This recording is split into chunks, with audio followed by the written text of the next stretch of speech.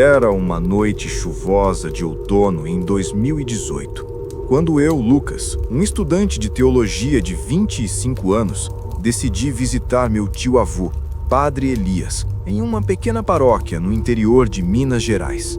Ele era um homem idoso, conhecido por sua devoção inabalável e por ter realizado exorcismos ao longo de sua carreira. Eu sempre o admirava, mas nunca imaginei que aquela visita me colocaria frente a frente com um mal absoluto. Meu tio me ligou desesperado, pedindo ajuda para um caso que o estava consumindo. É algo diferente, Lucas. Algo antigo e furioso, ele disse ao telefone com a voz trêmula. Eu peguei o carro e dirigi por horas sobre a tempestade, chegando à igreja por volta da meia-noite. A paróquia era um prédio antigo, com paredes de pedra cobertas de musgo e um sino que ecoava solitário no vento. Meu tio me recebeu na porta, seu rosto pálido e marcado por olheiras profundas. Ele me levou diretamente para o porão, um lugar úmido e escuro que servia como sala de isolamento para rituais. Lá, acorrentada a uma cama de ferro enferrujado, estava uma jovem mulher chamada Sofia, de uns 28 anos. Ela era da cidade vizinha, uma professora que, segundo a família, começou a agir estranho após encontrar um antigo livro de ocultismo em um sebo. No início, eram pesadelos e murmúrios, mas logo evoluiu para a violência. Ela atacava os próprios pais, falava em línguas mortas e seu corpo se contorcia de formas impossíveis. Quando entrei no porão, o ar estava pesado, como se o oxigênio tivesse sido sugado. Sofia estava imóvel, deitada de costas, com os olhos fechados. Meu tio explicou que havia tentado um exorcismo preliminar, mas o demônio dentro dela era astuto, resistindo a todas as orações. Ele se chama Asmodeus, sussurrou o padre, referindo-se a um demônio bíblico conhecido por possessões violentas. Eu me sentei em uma cadeira velha ao lado, segurando um crucifixo que meu tio me entregou. Fique aqui e observe. Se algo der errado, chame por mim. A sessão começou por volta das 2 da manhã. Padre Elias vestiu sua estola roxa, aspergiu água benta ao redor da cama e iniciou as orações em latim. Exorcizo ti homines spiritus immundi. Sofia abriu os olhos de repente. Não eram olhos humanos. As pupilas estavam dilatadas, pretas como o vazio, e veias vermelhas pulsavam ao redor. Ela sorriu, um sorriso largo e distorcido que esticava sua boca além do normal, revelando dentes amarelados. Padre Elias, o velho tolo. Ela falou com uma voz grave, rouca, como se várias pessoas gritassem ao mesmo tempo. Não era a voz de Sofia, era algo gutural, ecoando das profundezas. Meu coração disparou. Eu me agarrei ao crucifixo, sentindo o metal frio contra a palma suada.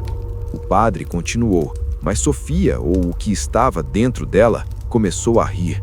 Uma risada que enchia o porão, ricocheteando nas paredes como se houvesse uma multidão invisível zombando conosco. De repente, as correntes rangeram. Seu corpo se arqueou para trás, a espinha dobrando em um ângulo que quebraria qualquer osso humano. Você acha que pode me expulsar, Elias? Eu estive aqui antes de você nascer. Eu vi impérios caírem. A voz agora alternava entre tons, ora masculina e profunda, ora um sussurro infantil e maligno. Objetos começaram a se mover. O candelabro no canto do porão voou contra a parede, estilhaçando-se em pedaços. Livros de orações caíram das prateleiras, abrindo-se em páginas amareladas que pegavam fogo espontaneamente. O cheiro de enxofre invadiu o ar, sufocante, como se o inferno tivesse vazado para o mundo. Sofia cuspiu em direção ao padre, não saliva, mas uma gosma preta e viscosa que chiava ao tocar o chão, corroendo a madeira como ácido. Seu sobrinho neto é fraco, Elias. Ele cheira a medo. Deixe-me entrar nele. Eu me levantei. as pernas tremendo, mas o padre me mandou ficar quieto. Ele ergueu a Bíblia, recitando os salmos com voz firme, mas o demônio contra-atacou. Sofia levitou da cama, as correntes esticando-se ao limite, seu corpo pairando a meio metro do colchão. Seus cabelos flutuavam como se estivessem submersos em água, e marcas vermelhas surgiram em sua pele, símbolos antigos, como runas demoníacas queimando como brasas. Ela virou a cabeça 180 graus, olhando diretamente para mim com aqueles olhos negros. Lucas, eu sei seus pecados. Aquele acidente de carro que você causou, a garota que morreu, você acha que Deus perdoa isso? Meu estômago revirou. Como ela sabia? Eu nunca contei a ninguém sobre o acidente de anos atrás, quando eu dirigi bêbado e uma amiga morreu. Era meu segredo mais sombrio. O demônio estava usando isso contra mim, rindo enquanto lágrimas escorriam dos olhos de Sofia. Lágrimas de sangue, pingando no lençol e formando poças vermelhas. O padre aspergiu mais água benta e Sofia gritou, um berro ensurdecedor que fez as janelas do porão vibrarem. Seu corpo convulsionou, torcendo-se como se ossos se quebrassem e se recompusessem. Sai dela, ordenou o padre, pressionando o crucifixo sobre a sua testa. A luta durou horas. O demônio revelava segredos da paróquia, zombando de fiéis que o padre confessara, profetizando mortes e desgraças. Em um momento, Sofia, ou Asmodeus, falou em aramaico antigo, descrevendo visões de inferno, famas eternas, almas torturadas, demônios devorando carne. Eu sentia uma presença fria ao meu redor, como mãos invisíveis tocando minha nuca. O porão escureceu, as lâmpadas piscando até explodirem, deixando-nos na penumbra iluminada apenas por cândelas que tremiam. Por volta das 5 da manhã, o ponto crítico chegou. O padre, exausto, invocou o nome de São Miguel Arcanjo. Sofia urrou, seu corpo caindo de volta na cama com um baque. Fumaça saiu de sua boca, preta e espessa, formando uma silhueta grotesca no ar antes de se dissipar. Ela desmaiou, respirando fraco, mas humana novamente. O demônio havia saído. Meu tio caiu de joelhos, chorando de alívio, mas eu nunca mais fui o mesmo. Essa noite me assombra até hoje. Eu ouço aquela risada nos meus sonhos, sinto o cheiro de enxofre em dias chuvosos. Sofia se recuperou, mas evitou contato comigo. E eu abandonei a teologia. O mal é real, e uma vez que você o vê, ele nunca te deixa ir.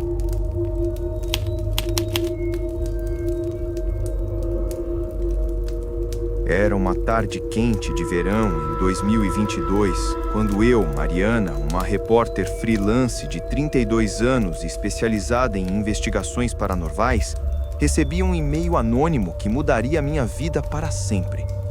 O remetente se identificava apenas como testemunha assombrada e descrevia eventos aterrorizantes acontecendo em uma fazenda abandonada nos arredores de Recife, Pernambuco.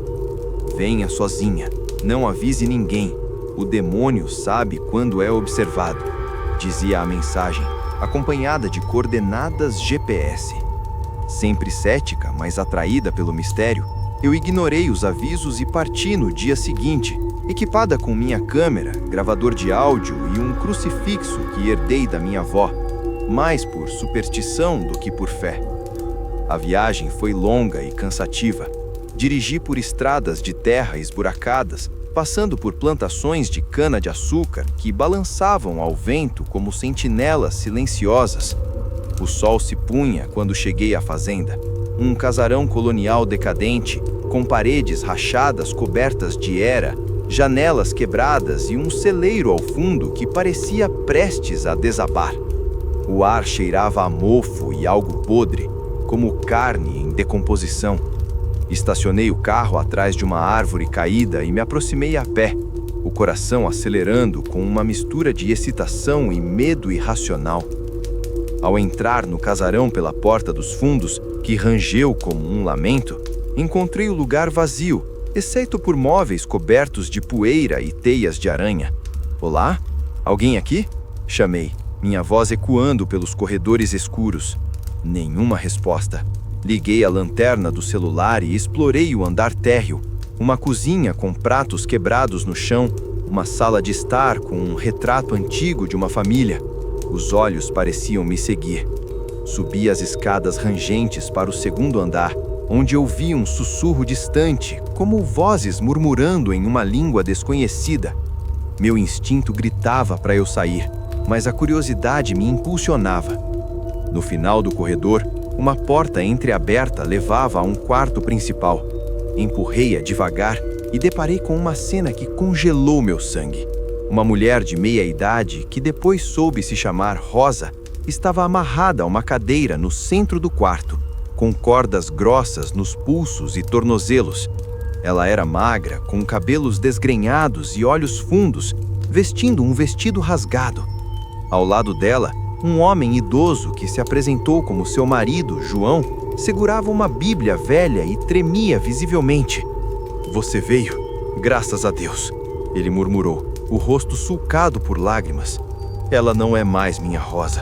Algo entrou nela durante uma sessão espírita que fizemos por curiosidade. Foi há uma semana e desde então, inferno na terra." Sentei-me em uma cadeira velha em frente a eles, ligando o gravador. João explicou que a fazenda pertencia à família há gerações e que rumores de maldições circulavam desde o século XIX, quando um escravo supostamente invocou espíritos africanos para se vingar dos senhores. Rosa e ele, aposentados e entediados, haviam encontrado um tabuleiro Ouija no sótão e decidiram brincar. No início foram respostas inofensivas, mas logo as mensagens se tornaram ameaçadoras. "Eu venho, eu fico, sangue por sangue."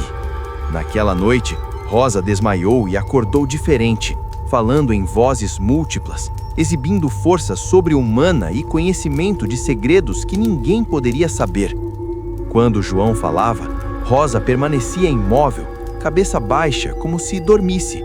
Mas, de repente, seus olhos se abriram, não castanhos como João descrevera, mas vermelhos, injetados, com pupilas que se expandiam como poços sem fundo. Ela ergueu a cabeça devagar, um sorriso torto se formando nos lábios rachados. "Mariana, a repórter que duvida de tudo. Sua mãe chorou por você no leito de morte, não foi? Por que ela não veio?"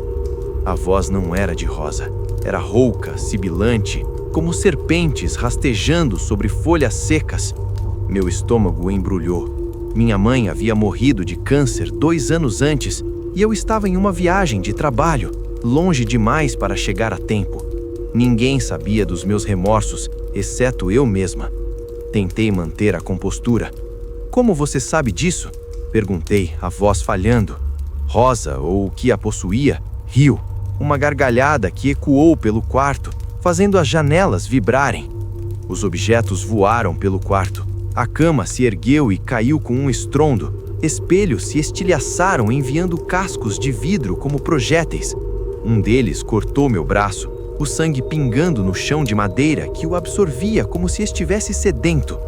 Rosa levitou, os pés a centímetros do solo, o corpo girando devagar no ar. Seus olhos fixaram nos meus e vi visões neles, infernos flamejantes, almas sendo dilaceradas por bestas com presas, rios de lava onde demônios dançavam. "Junte-se a nós, Mariana. Sua dúvida é nossa porta de entrada." João, recuperando a coragem, pegou uma botela de água benta que havia escondido. Ele a aspergiu sobre Rosa, gritando orações em português misturado com latim que aprendera de um padre local. A água chiou ao tocar sua pele, criando fumaça branca e bolhas que estouravam com sons de estalos. Rosa urrou, um som primal que fez meus tímpanos doerem, como 1000 lobos uivando ao mesmo tempo. Seu corpo convulsionou, torcendo-se em ângulos impossíveis, braços dobrando para trás, pescoço virando 360 graus. Ela cuspiu uma gosma negra e espessa que se espalhou pelo chão como tentáculos vivos, rastejando em nossa direção. A batalha durou o que pareceram horas, embora o relógio mostrasse apenas 40 minutos.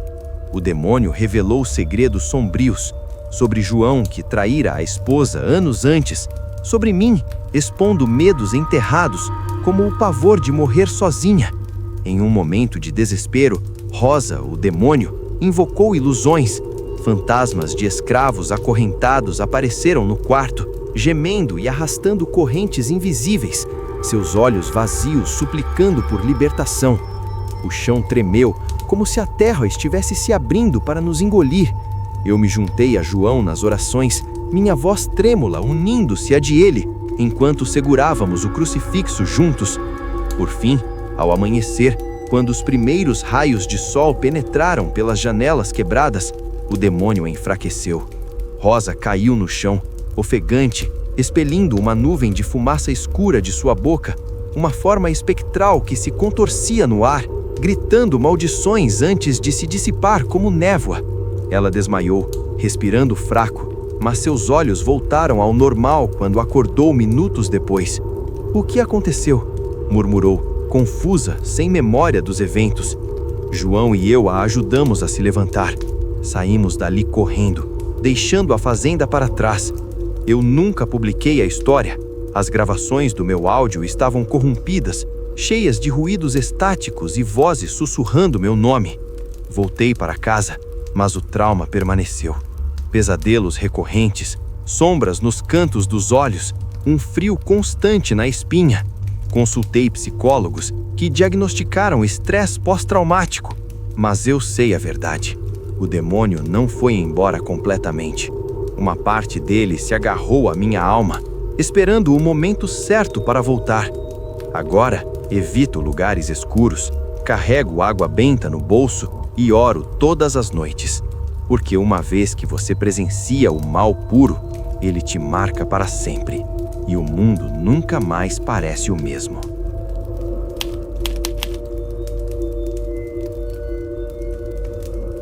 Era uma madrugada fria de inverno em 2019, quando eu, Rafael, um psiquiatra de 38 anos recém-formado em uma universidade de São Paulo, recebi uma chamada urgente do hospital onde trabalhava como residente. Era o diretor, Dr. Almeida, com a voz entrecortada pelo pânico. "Rafael, venha imediatamente para a ala psiquiátrica. Temos um caso que não é normal. Traga seu kit de emergência e, pelo amor de Deus, mantenha a mente aberta." Eu morava perto, então pulei da cama, vesti um casaco sobre o pijama e corri para o carro. A neblina densa da cidade engolindo as luzes dos postes enquanto dirigia pelas ruas vazias. Meu ceticismo científico sempre me guiara. Eu acreditava em transtornos mentais, não em forças sobrenaturais, mas algo na voz do Dr. Almeida me inquietava. Cheguei ao hospital por volta das 3 da manhã.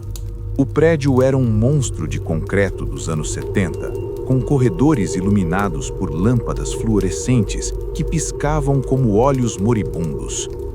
O Dr. Almeida me esperava na recepção da ala isolada, o rosto cinzento e suado apesar do frio. Ao seu lado, 2 enfermeiras tremiam, uma delas com um rosário apertado nas mãos. "É o paciente do quarto 13, explicou o doutor, enquanto caminhávamos pelo corredor esterilizado. O cheiro de desinfetante misturado a algo azedo, como o vômito antigo. Ele se chama Victor, 45 anos, engenheiro civil. Foi trazido pela esposa há 3 dias, depois de um surto psicótico. No início pensávamos em esquizofrenia paranoide, alucinações auditivas, delírios de perseguição, mas as coisas pioraram.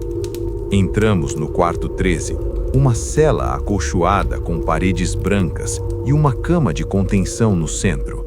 Victor estava amarrado por correias de couro reforçadas, o corpo musculoso coberto por um pijama hospitalar rasgado em vários lugares. Seu rosto era uma máscara de agonia, pele pálida esticada sobre ossos proeminentes, barba por fazer salpicada de cinzas e olhos. Ah, os olhos. Eles estavam semicerrados, mas quando nos aproximamos, abriram-se de repente, revelando íris amarelas como enxofre derretido, sem pupilas visíveis. Doutor Rafael, o cético, murmurou ele com uma voz que não era humana. Era um rosnado baixo, ecoando como se viesse de um poço profundo, misturado a sotaques que variavam entre português arcaico e até algo que soava como hebraico antigo. Como ele sabia meu nome? Eu não o havia mencionado. Sentei-me em uma cadeira de metal ao lado da cama, tentando manter a compostura profissional.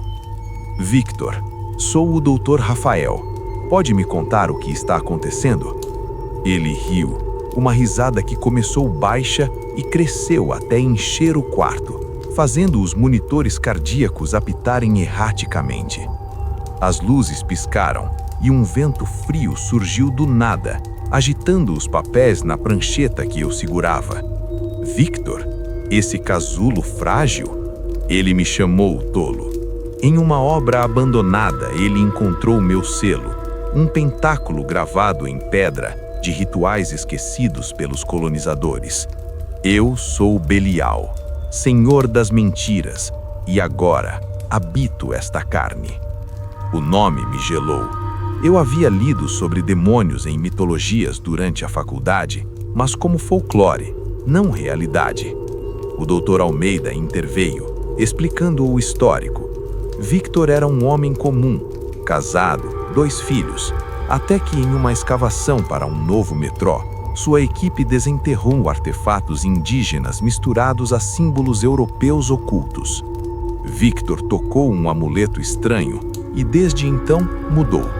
No hospital, os sintomas evoluíram. Força sobre-humana, ele quebrou algemas padrão na admissão, poliglossia, falando fluentemente em latim, grego e até sumério, línguas que nunca estudara, e conhecimento sobrenatural.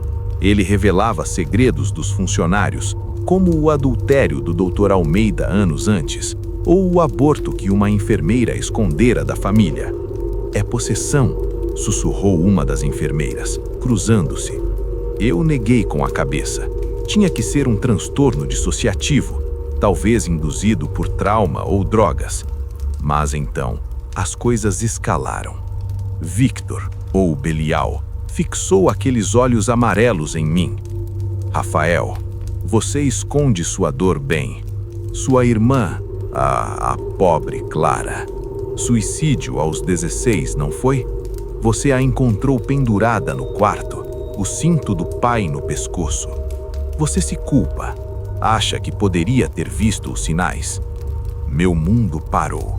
Ninguém no hospital sabia disso. Era um segredo enterrado há 20 anos, que eu mal discutia em terapia. Lágrimas quentes escorreram pelo meu rosto, enquanto ele continuava. Ela grita no abismo agora, Rafael. Quer se juntar a ela? O quarto tremeu, como se um terremoto subterrâneo abalasse as fundações. As correias de contenção estalaram, esticando-se até rasgarem como papel. Victor se ergueu devagar, os pés tocando o chão com um som úmido, como se pisasse em carne podre. As enfermeiras gritaram e correram para a porta, mas ela se trancou sozinha, o trinco girando com um clique metálico. O Dr. Almeida pegou um telefone interno, mas os fios se enrolaram como serpentes vivas, cortando a ligação. O ar ficou denso, carregado de um fedor de enxofre e decomposição, como se o esgoto do inferno tivesse transbordado. Victor levitou ligeiramente, os pés dos dedos roçando o linóleo, e seu corpo começou a se contorcer, braços dobrando em ângulos reversos, a coluna vertebral arqueando para atrás até formar um U invertido, ossos estalando como galhos secos. Bolhas surgiram na sua pele, estourando e liberando pus negro que chiava ao cair no chão, corroendo o piso como ácido. Em nome da ciência, pare com isso, gritei, mas minha voz soou fraca. Belial riu novamente, e sombras se materializaram nas paredes. silhuetas de figuras encapuzadas dançando em rituais pagãos, com chifres e cauda serpenteando pelo ar. Uma delas se desprendeu da parede, uma entidade etérea que flutuou até mim, tocando meu ombro com dedos gelados que queimavam como gelo seco. Visões invadiram minha mente, infernos labirínticos com almas flageladas por demônios com chifres de fogo, rios de sangue onde afogados gritavam por misericórdia, e no centro, Belial, em sua forma verdadeira, uma besta colossal com asas membranosas e olhos que devoravam a luz. O Dr. Almeida, desesperado, começou a rezar o credo em latim, algo que aprendera na juventude católica. Victor urrou, um som que reverberou pelos corredores do hospital, fazendo alarmes dispararem em andares distantes. Seu corpo girou no ar, 360 graus, cuspindo bile verde que se espalhava pelo quarto como teias de aranha pegajosas. Objetos voaram, seringas, frascos de medicamentos, até a cama de contenção se ergueu e caiu com um estrondo, esmagando uma mesa lateral. Eu me joguei no chão, evitando por pouco um monitor que se arremessou contra mim. "Você trouxe isso sobre si", berrou o demônio. "Sua arrogância científica é minha âncora. Negue-me e eu fico mais forte." As horas se arrastaram em um nesamoro eterno. Tentamos sedá-lo com injeções, mas as agulhas dobravam ao tocar sua pele e o líquido evaporava em fumaça. Chamamos reforços, seguranças do hospital, mas eles fugiram ao ver Victor levitar até o teto, rastejando como uma aranha invertida, a língua bifurcada lambendo o ar. Ele profetizava desgraças, terremotos que viriam, mortes na família do Dr. Almeida, até detalhes sobre pacientes em outros quartos, como o câncer terminal de uma idosa na ala oncológica. Em um momento de loucura, o demônio invocou ilusões táteis. Senti garras invisíveis rasgando minhas costas, sangue quente escorrendo, embora não houvesse feridas visíveis. As enfermeiras desmaiaram, uma delas murmurando sobre o fim dos tempos. Por volta das 6 horas, quando o sol nascente filtrava pelas janelas gradeadas, o ponto de virada veio. Uma freira idosa, Irmã Teresa, que trabalhava como capelã no hospital, foi chamada às pressas. Ela entrou no quarto com uma cruz de madeira e uma garrafa de água benta, o rosto sereno apesar do caos. "Em nome do Pai, do Filho e do Espírito Santo", entoou ela, aspergindo a água sobre Victor. O demônio gritou como nunca, o corpo convulsionando violentamente, espuma negra saindo.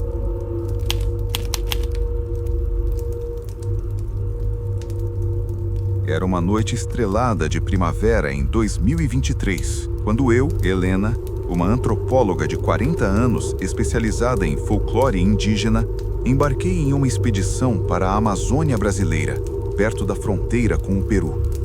Meu objetivo era documentar rituais ancestrais de uma tribo isolada, os Yanomami, que ainda preservavam crenças em espíritos da floresta e entidades malignas.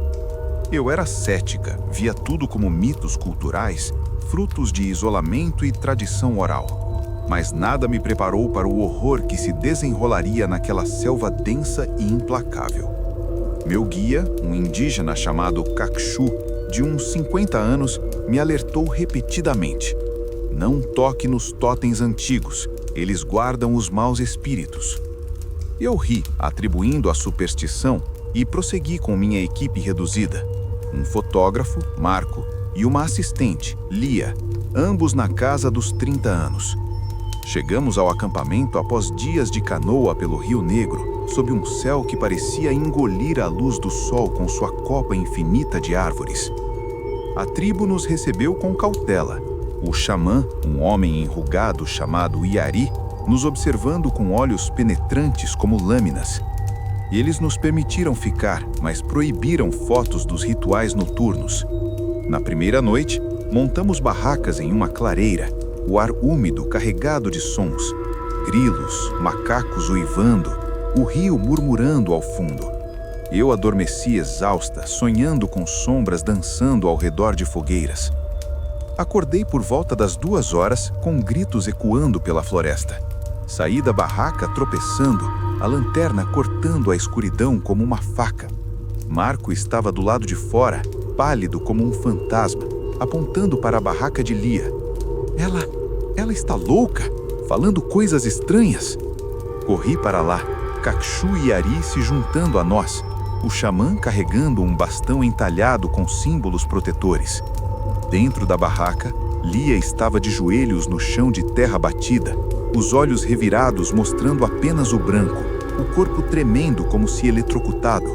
Seus lábios se moviam rápido, murmurando em uma língua que misturava Yanomami antigo com algo gutural, como grunhidos de animais selvagens.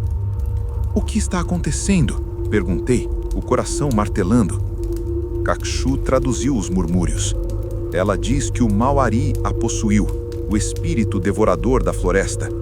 E Ari explicou que mau Ari era um demônio lendário, invocado acidentalmente quando alguém violava tabus sagrados. Lia havia encontrado um totem enterrado perto do rio durante o dia, uma estatueta de madeira com olhos de pedra preta, e o tocara, ignorando os avisos. Agora o demônio usava seu corpo como portal. Tentei racionalizar. Talvez malária ou um surto psicótico induzido pelo estresse da viagem.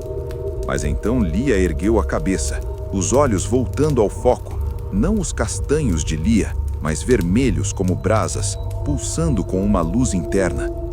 "Helena, a caçadora de mitos", ela falou, com uma voz rouca, múltipla, como um coro de vozes ecoando de cavernas profundas.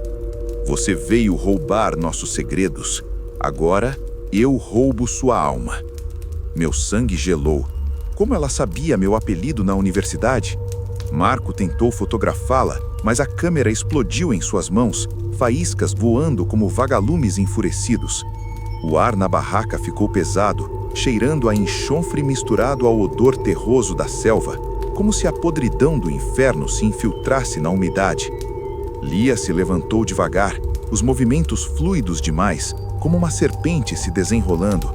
Seu corpo se contorceu, braços esticando para trás em ângulos que quebrariam ossos, o pescoço virando 180 graus para nos encarar enquanto caminhava para frente. "Eu sou o mau Ari, o Eterno. Eu devorei tribos inteiras antes dos brancos chegarem. Agora, devoro vocês." E Ari começou um ritual, batendo o bastão no chão em um ritmo hipnótico, cantando invocações em Yanomami. "Espíritos da floresta, expulsem o devorador." Mas o demônio contra-atacou. Folhas e galhos voaram para dentro da barraca, girando em um redemoinho que nos cegava.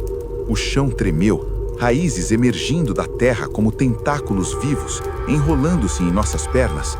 Kakshu gritou ao ser arrastado para baixo, mas Yari cortou as raízes com uma faca ritual. Lia, mau Ari, riu, uma gargalhada que reverberou pela floresta, silenciando os animais noturnos. Seu corpo levitou, pairando a 1 metro do solo, os cabelos flutuando como algas em correnteza invisível. Marcas apareceram em sua pele, tatuagens tribais antigas, glowing em verde fosforescente, representando serpentes entrelaçadas e faces demoníacas.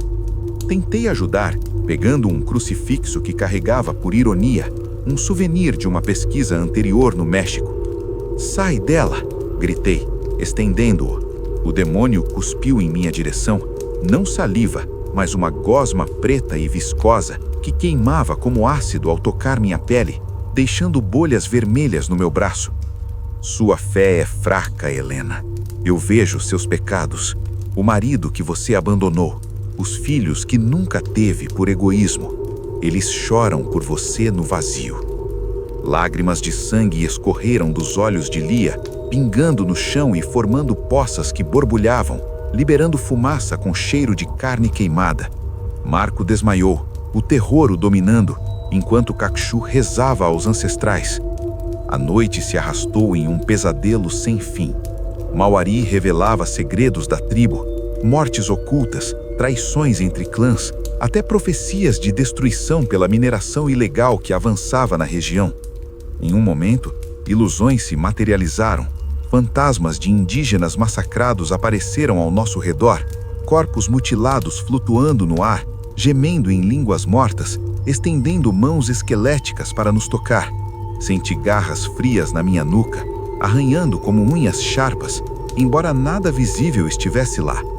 O demônio invocou animais, cobras rastejaram para a barraca, olhos brilhando no escuro, e batesos voaram em enxames, mordendo nossa pele exposta. Yari aspergiu ervas sagradas queimadas em uma fogueira improvisada, o fumo enchendo o ar e fazendo Mauari tossir, um tossir que soava como rocha se rachando. Horas se passaram, o ritual intensificou. Lia convulsionou no ar, o corpo girando como um peão, ossos estalando e se recompondo em sons nauseantes. Ela vomitava insetos vivos, besouros e aranhas que saíam de sua boca em enxurradas, rastejando pelo chão e subindo pelas paredes da barraca. O cheiro era insuportável, uma mistura de decomposição e incenso queimado. Kakshu me contou histórias antigas enquanto Yari cantava. Mauari era um espírito banido pelos deuses da criação, preso em totens para proteger a floresta, mas liberado por toques profanos. Ele se alimenta de medo, visporou Kakshu. Não lhe dê isso.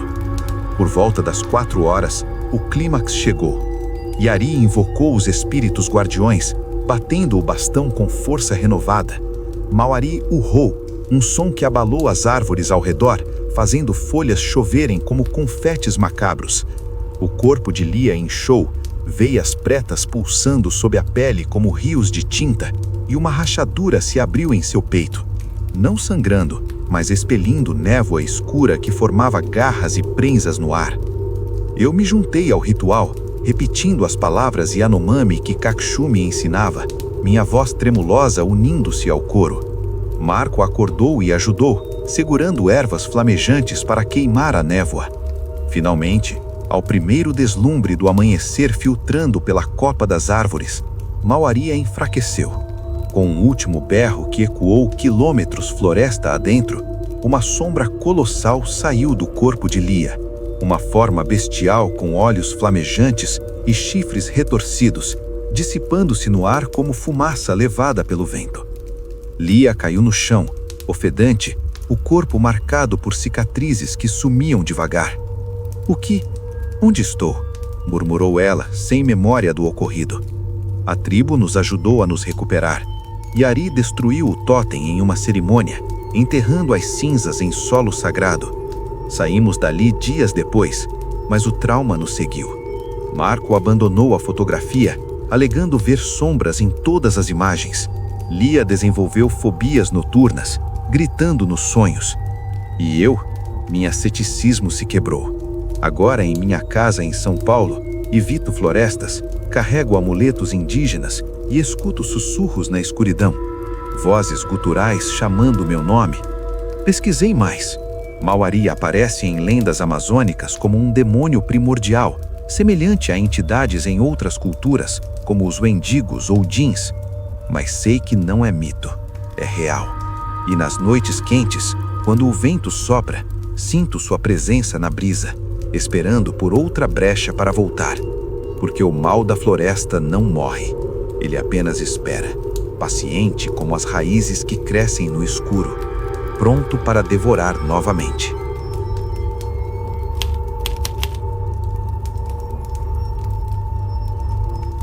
Era uma manhã cinzenta de outono em 2024, quando eu, Sofia, uma historiadora de arte de 35 anos trabalhando em um museu de Lisboa, Portugal, recebi um convite inesperado para avaliar uma coleção privada em uma mansão isolada nos arredores da cidade.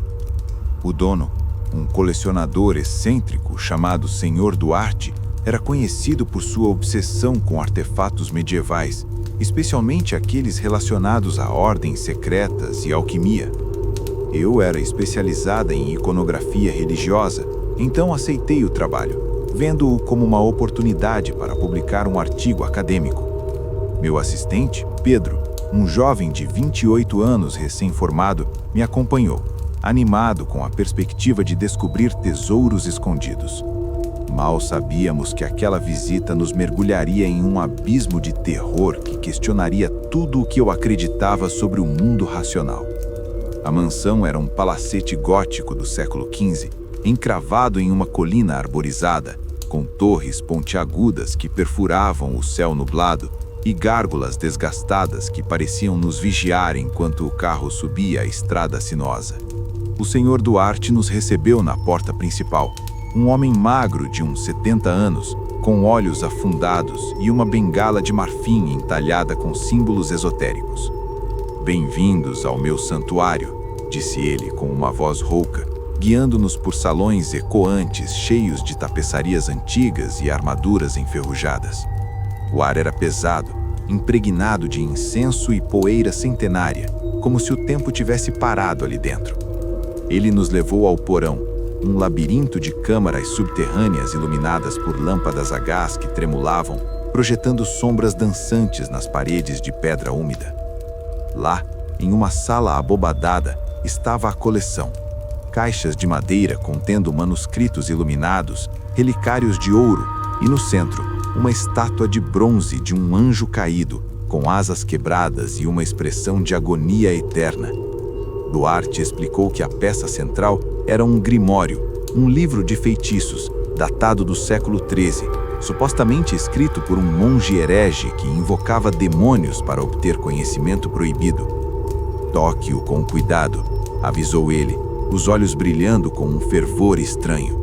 Pedro, sempre impulsivo, abriu o livro antes que eu pudesse impedi-lo, folheando páginas amareladas cheias de pentáculos e invocações em latim arcaico.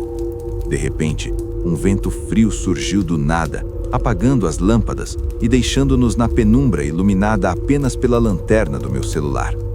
Foi então que o pesadelo começou. Duarte, que estava de pé ao lado da estátua, começou a tremer violentamente, os olhos revirando para mostrar apenas o branco. Ele caiu de joelhos, murmurando palavras incompreensíveis, uma mistura de latim, hebraico e algo que soava como gargarejos de uma garganta rasgada. "O que está acontecendo?", gritei correndo para ajudá-lo, mas Pedro me puxou para trás. "Ele está tendo um ataque." Mas não era um ataque. Duarte ergueu a cabeça devagar, os olhos agora pretos como poços sem fundo, veias azuis pulsando em sua testa como rios inchados. "Abaddon, vocês libertaram", falou ele com uma voz que não era sua. Era um rugido profundo, ecoando como se viesse de uma caverna infinita, sobreposto por sussurros sibilantes de múltiplas entidades.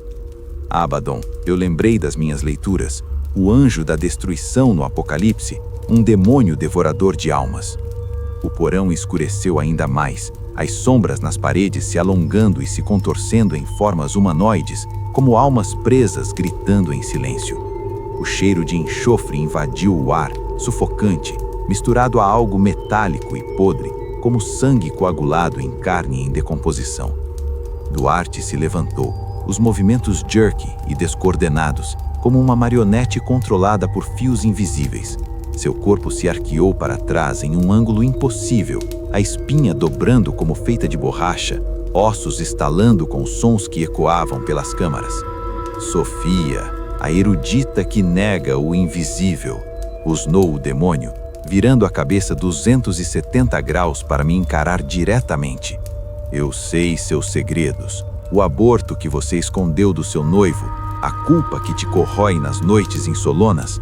Pedro, o ambicioso, sua traição à namorada, os roubos pequenos no museu. Eu vejo tudo." Meu coração disparou. Aquelas eram verdades enterradas, confidências que nunca compartilhei. Pedro empaleceu, tropeçando para trás enquanto objetos começaram a voar. O grimório se ergueu sozinho, páginas virando furiosamente e relicários se arremessaram contra as paredes, estilhaçando vidro e ouro. A estátua de bronze rangeu, como se viva, suas asas se movendo levemente, e marcas vermelhas surgiram na pele de Duarte, símbolos cabalísticos queimando como brasas, fumegando e deixando cicatrizes que se curavam instantaneamente. Ele levitou, os pés a centímetros do chão de pedra, o corpo girando devagar no ar, enquanto ria, uma gargalhada que enchia o porão, ricocheteando e se multiplicando como um coro de demônios zombeteiros. Tentei raciocinar, atribuir a alucinações coletivas ou gás tóxico no ar antigo, mas o terror era palpável. Pedro pegou uma cruz de prata de uma das caixas, erguendo-a como escudo. "Afaste-se!" gritou ele, mas Abaddon cuspiu em sua direção. Uma gosma negra e espessa que chiava ao tocar o chão, corroendo a pedra como ácido e liberando vapor tóxico. Duarte avançou flutuando, estendendo as mãos, nunhas crescendo em garras curvas, arranhando o ar e deixando traços luminosos de ectoplasma. Senti uma força invisível me pressionando contra a parede, o ar sendo espremido dos meus pulmões, como se mãos frias apertassem minha garganta. Visões invadiram minha mente, infernos medievais com almas sendo torturadas em rodas de fogo, demônios com chifres devorando entranhas, e no centro, Abaddon em sua forma colossal, um vórtice de escuridão engolindo mundos. Pedro, em pânico, começou a recitar uma oração que aprendera na infância católica: "Pai nosso que estais nos céus", mas o demônio interrompeu, imitando sua voz em um tom zombeteiro, distorcendo as palavras em blasfêmias que faziam o ar vibrar. O porão tremeu, rachaduras se abrindo no teto, poeira e pedras caindo como chuva. Ilusões se materializaram, fantasmas de monges hereges apareceram ao nosso redor, vestes rasgadas e faces esqueléticas, gemendo invocações antigas enquanto arrastavam correntes invisíveis que tilincavam no chão. Duarte convulsionou no ar, o corpo inchando e definhando alternadamente, veias pretas serpenteando sob a pele como vermes vivos. A luta se estendeu por horas que pareciam eternidades. Tentamos fugir, mas as portas do porão se trancaram sozinhas, os trincos girando com cliques metálicos. Duarte, Abaddon, profetizava desgraças, a morte iminente de Pedro em um acidente de carro, minha ruína acadêmica por plágio falso, até detalhes sobre o museu, como artefatos roubados que desconhecia. Em um momento de desespero, peguei o grimório do chão e tentei queimá-lo com um isqueiro que Pedro carregava, mas as páginas resistiam, as flamas dançando inofensivas como alimentadas por magia negra. O demônio urrou, um som primal que fez as gárgulas lá em cima ecoarem, e vomitou objetos impossíveis, moedas romanas antigas, ossos humanos amarelados, até um coração pulsante que batia no chão antes de se dissolver em gosma. Por volta do meio-dia, quando raios fracos de sol penetravam por frestas nas paredes, chamamos por ajuda. O celular de Pedro milagrosamente pegava sinal fraco. Liguei para um padre que conhecia de pesquisas sobre iconografia religiosa, Padre Miguel, um homem de 60 anos especializado em exorcismos. Ele chegou horas depois, após o sol se pôr, trazendo uma maleta com água benta, crucifixos e o ritual romano. "Isso é possessão clássica", murmurou ele ao ver Duarte ainda levitando, agora coberto por uma crosta de ectoplasma seco. O exorcismo começou. Padre Miguel aspergiu água benta que chiava na pele de Duarte como óleo quente, criando bolhas que estopavam com estalos ensurdecedores. Abaddon resistiu ferozmente. O corpo de Duarte torceu em espirais, ossos se quebrando e recompondo em sons nauseantes, enquanto cuspia profanidades em línguas mortas, sumério, egípcio antigo, descrevendo visões de apocalipses, cidades em chamas, céus rasgados por demônios alados, oceanos de sangue onde as almas se afogavam. Sombras se desprenderam das paredes, atacando-nos como tentáculos, enrolando-se em nossas pernas e braços, deixando marcas roxas que ardiam. Pedro foi arremessado contra uma estante, desmaiando com um corte na cabeça, enquanto eu me agarrava ao padre, repetindo as orações em latim que ele me ensinava. O demônio invocou ventos internos, fazendo as lâmpadas explodirem em cascata de faíscas, e o cheiro de enxofre se intensificou, misturado a urina e bile. O clímax veio após a meia-noite.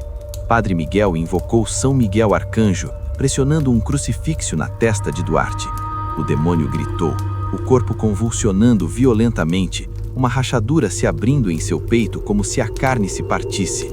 Névoa escura saiu dali, formando uma silhueta colossal com asas membranosas e olhos que brilhavam como fornalhas, debatendo-se no ar antes de se dissipar com um estrondo que abalou a mansão. Duarte caiu